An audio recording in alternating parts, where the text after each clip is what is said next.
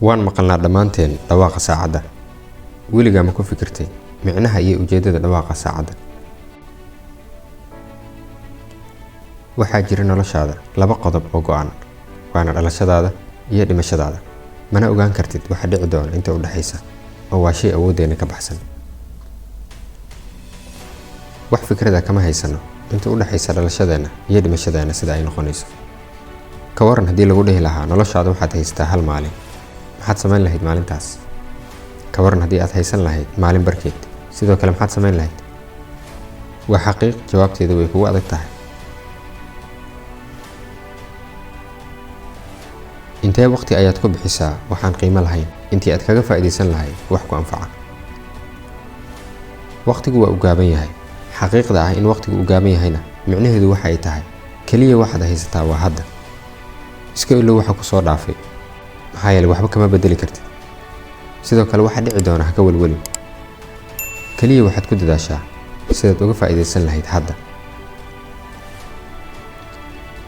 qof kasta oo naga mid ah waxa uu haystaa waqti isku mid ah oo ah 24 saac maalintii, 1440 daqiiqo maalintii, 168 saacadood usbuucii. haddii aad haysato kaliya 24 saac usbuucii, guushaadu waxay ku xiran tahay sida aad u isticmaasho 24 saacadood.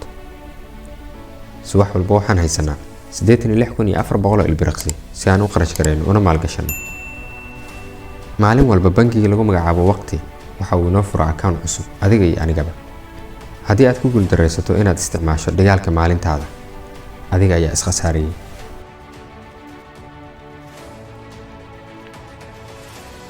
haddii aan ku weydiiyo waa maxay qaladka ugu weyn ee aan ka galno nolosheena ama nafteena, jawaabtu waxay noqonaysaa waxaa naga dhaadhacsan inaan haysano waqti nagu filan.